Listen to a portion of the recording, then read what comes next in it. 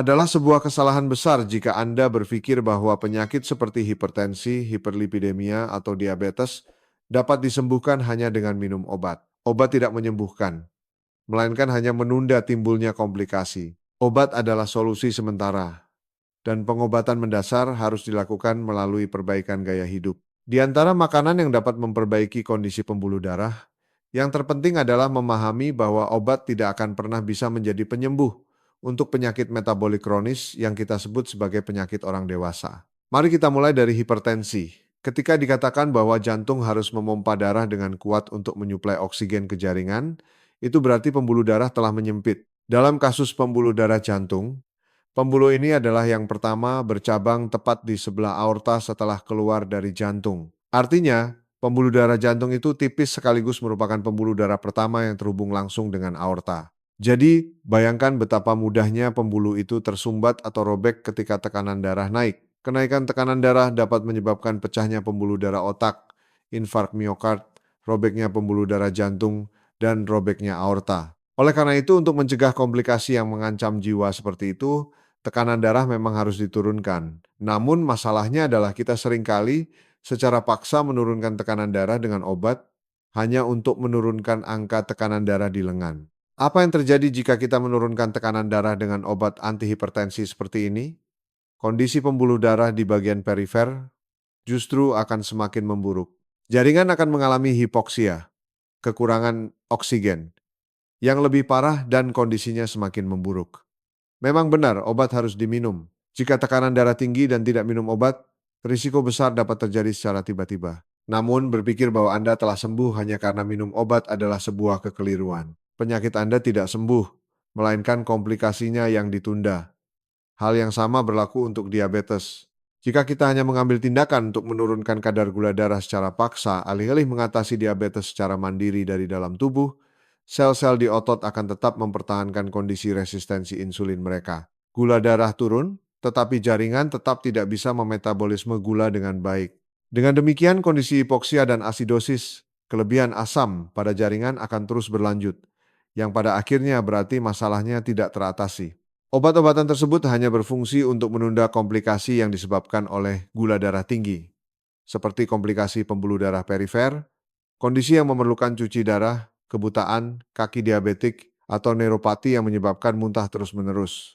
Itu bukan menyembuhkan diabetes. Pada akhirnya, kondisi pembuluh darah di perifer akan memburuk, yang dapat menjadi penyebab munculnya penyakit paling akhir dari rantai penyakit metabolik, yaitu kanker. Oleh karena itu, pengobatan yang mendasar harus dilakukan. Ketika kita melakukan tes darah dan menemukan kadar kolesterol atau trigliserida yang tinggi, itu berarti pola makan kita dalam 2 minggu terakhir kaya akan lemak. Di unit gawat darurat pun, kami melakukan pemeriksaan profil lipid.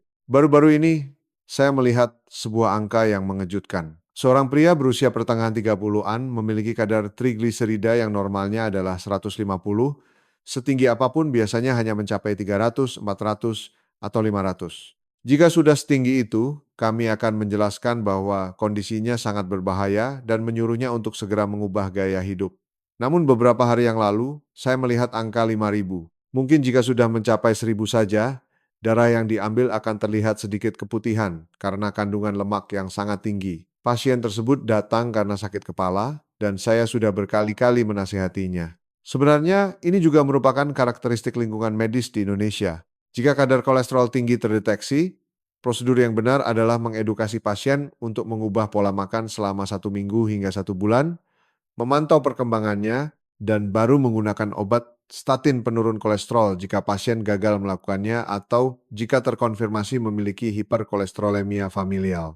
Namun, dalam lingkungan konsultasi yang sangat singkat, kepatuhan pasien yang rendah, serta perubahan drastis pada pola makan kita yang kini sangat berpusat pada lemak dan makanan olahan, kenyataannya adalah kita tidak bisa melakukan itu dan langsung memberikan obat. Namun itu sebenarnya bukan metode yang normal. Para dokter spesialis jantung sering sekali meresepkan obat untuk hiperlipidemia, dan itu karena ada penelitian yang mendukungnya. Ada sebuah penelitian yang menunjukkan bahwa semakin rendah kadar kolesterol LDL, semakin kecil kemungkinan seseorang menderita penyakit kardiovaskular. Berdasarkan penelitian tersebut, target penurunan kolesterol ditetapkan semakin rendah. bahkan di bawah angka normal. Tentu, saya setuju bahwa semakin rendah kadar kolesterol LDL, semakin baik. Masalahnya adalah menurunkannya dengan obat bukanlah cara yang baik. Mengapa? Karena ketika tubuh terus-menerus diberi asupan kolesterol dari luar, sementara di dalam tubuh kita menggunakan obat yang secara paksa menekan produksi kolesterol, tentu saja efek samping tidak dapat dihindari. Melanjutkan pola makan yang sama sambil mengonsumsi obat kolesterol adalah sebuah kegagalan yang pasti. Bagi Anda yang menonton video ini, ketahuilah bahwa pengobatan mendasar adalah mencegah asupan lemak berlebih melalui makanan. Pengobatan mendasar adalah memperbaiki metabolisme gula tubuh dan mengatasi resistensi insulin melalui olahraga. Jangan jatuh ke dalam kesalahpahaman bahwa dengan menggunakan obat Anda telah sembuh. Obesitas dikatakan membantu mengatasi penyakit kronis seperti hipertensi dan diabetes karena sel-sel lemak bukanlah sel mati. Mereka adalah sel hidup yang menyimpan lemak. Sel-sel ini juga perlu melakukan metabolisme energi. Artinya, pembuluh darah harus mencapai lapisan lemak. Semakin banyak lapisan lemak menumpuk, semakin panjang total pembuluh darah kita. Semakin banyak pembuluh darah perifer, semakin tinggi tekanan yang dibutuhkan untuk mengirimkan darah ke sana. Dan tekanan darah pun akan naik. Lingkaran setan ini terus berulang. Pertama, kita harus menghindari lemak di tubuh kita. Untuk itu, kita harus menghindari makan lemak. Dan kedua, kita harus menghindari penumpukan lemak. Kita sering disarankan untuk menghindari apa yang disebut karbohidrat rafinasi, bukan? Karbohidrat sederhana dan karbohidrat olahan adalah masalahnya, bukan karbohidrat kompleks. Meskipun yang kita makan adalah karbohidrat, darah kita akan dipenuhi oleh lemak. Ini karena energi yang berlebih akan diubah menjadi lemak. Hati akan menyimpannya sebagai glikogen. Dan jika masih ada sisa, energi itu akhirnya akan diubah menjadi lemak dan disimpan di seluruh tubuh kita. Di antara sel-sel otot, di sekitar lingkar perut, di antara organ-organ dalam, dan di dalam selaput lemak. Inilah yang menjadi kontributor utama penyakit metabolik di tubuh kita. Tidak semua karbohidrat buruk bagi tubuh. Ada yang namanya gula kompleks dan gula sederhana. Gula kompleks adalah gula yang minim pemrosesan, dipertahankan semirip mungkin dengan bentuk aslinya lengkap dengan kulitnya, sehingga penyerapannya lambat. Gula sederhana adalah gula yang sudah digiling atau diolah sehingga penyerapannya sangat cepat. Karbohidrat kompleks seperti gandum utuh memerlukan beberapa proses untuk dicerna di dalam tubuh, sehingga memakan waktu lebih lama. Jika dikunyah perlahan, karbohidrat ini dapat memberikan efek menaikkan gula darah secara perlahan sambil memberikan energi. Salah satu karbohidrat sederhana yang paling berbahaya adalah fruktosa cair, atau yang dikenal sebagai sirup jagung. Ini adalah zat yang diekstrak dari jagung, dibuat menjadi sirup dan hanya gulanya yang diambil.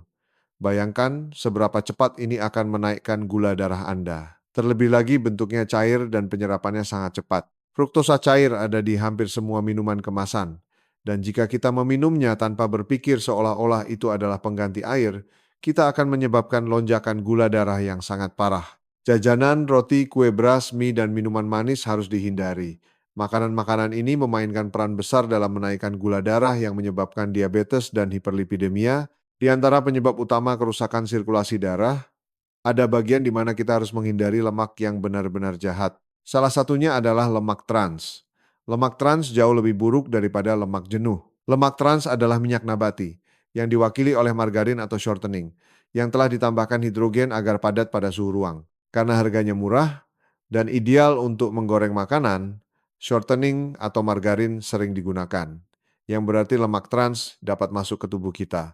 Oleh karena itu, kita harus menghindari makanan semacam itu dan menjadikannya prinsip untuk mengonsumsi lemak yang kaya akan lemak tak jenuh dan bebas lemak trans. Bahkan di antara lemak nabati, ada minyak yang berdampak buruk bagi tubuh.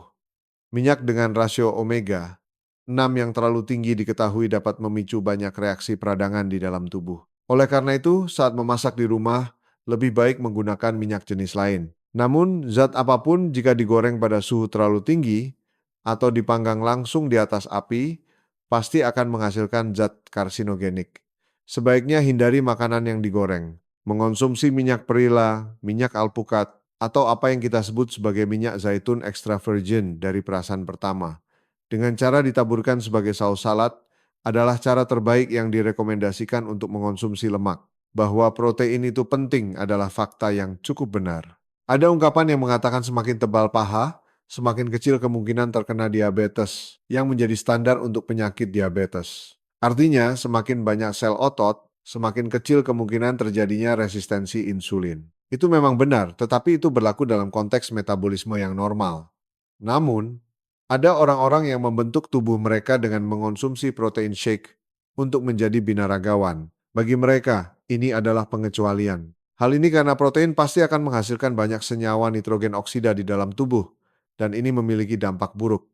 Metabolisme amonia meningkat dan membebani hati. Jadi, kita perlu sedikit melepaskan diri dari mitos protein. Protein yang cukup dapat diperoleh dari sayuran dan beras merah. Mengonsumsi protein shake berlebihan untuk mendapatkan lebih banyak protein harus benar-benar dihindari. Jika Anda ingin makan protein, lebih baik mengonsumsi protein yang tidak berlebihan, seperti sebutir telur berkualitas baik atau sepotong dada ayam. Banyak orang bertanya tentang lemak. Pola makan yang paling representatif untuk lemak adalah diet rendah karbohidrat tinggi lemak diet keto. Banyak yang bertanya tentang ini. Diet keto adalah teori di mana berat badan dapat turun dengan cepat dengan cara meningkatkan asupan lemak secara signifikan, mengurangi karbohidrat secara ekstrim, dan membuat tubuh menggunakan asam lemak melalui metabolisme lemak. Memang benar berat badan turun dengan cepat. Ya, jadi ada orang yang makan banyak lemak dan mengurangi karbohidrat secara drastis untuk tujuan diet. Masalahnya, apakah cara ini bermanfaat bagi tubuh?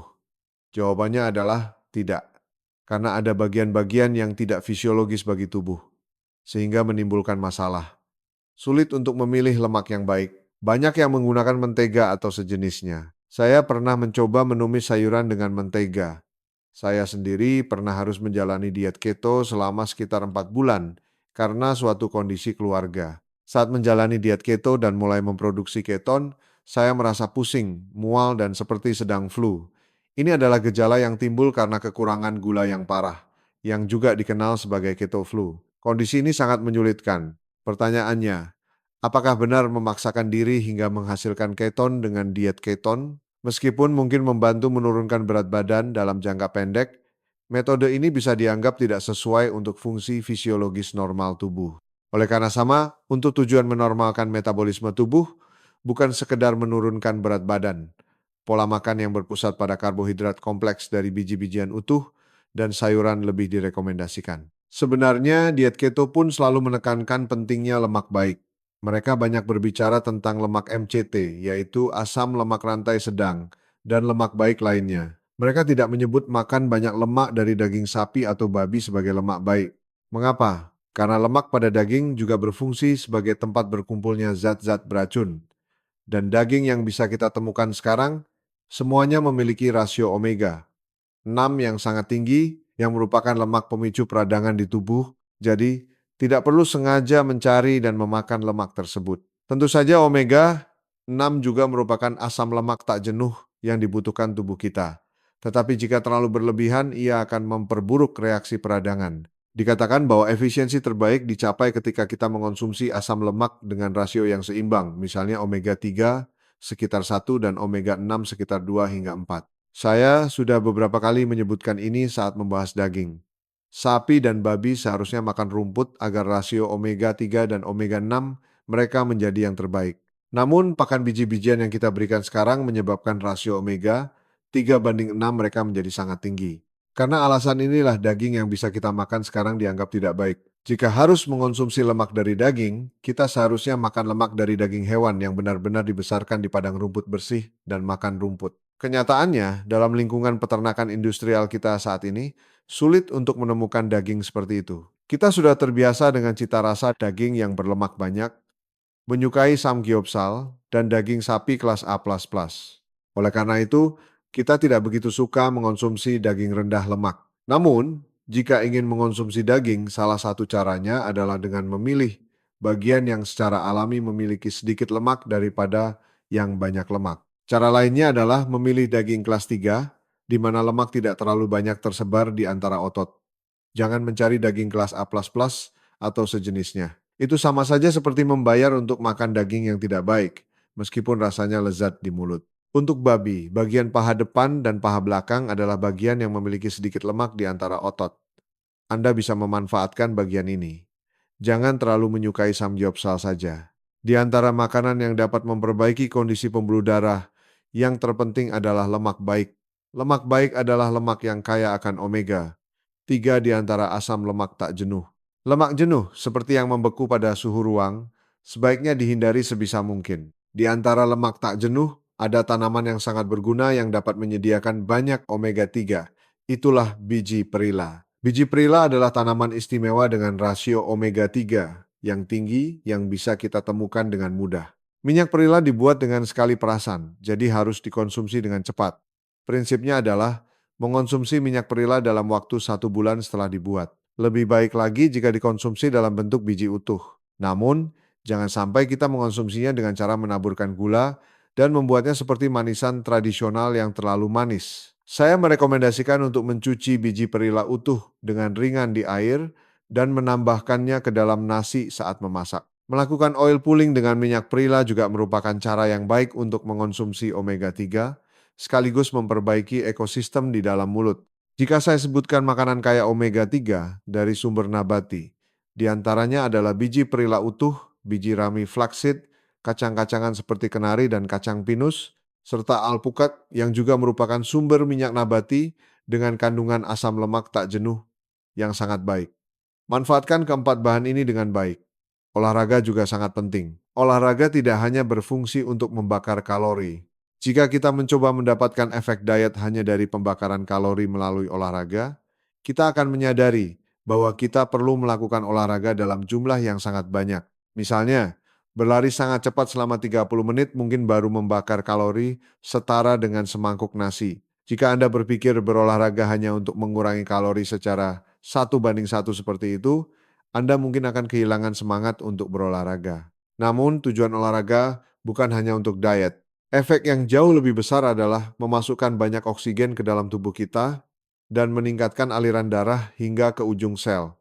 Ini bisa dikatakan setara dengan zat antioksidan. Olahraga memiliki efek memutar sirkulasi darah dengan kuat sekali, membuka pembuluh darah hingga ke ujung kapiler perifer untuk menaikkan suhu tubuh dan membersihkan zat-zat sisa metabolisme. Oleh karena itu, Anda harus berpikir bahwa olahraga bukan sekadar alat untuk membakar kalori, tetapi memiliki efek untuk menyalakan mesin metabolisme tubuh kita agar berjalan lancar. Ada orang yang bertanya, jika kita harus menghindari semua makanan olahan itu, lalu kita harus makan apa? Itu menunjukkan bahwa makanan yang biasa kita lihat di sekitar kita, sebagian besar jauh dari respons fisiologis alami tubuh kita.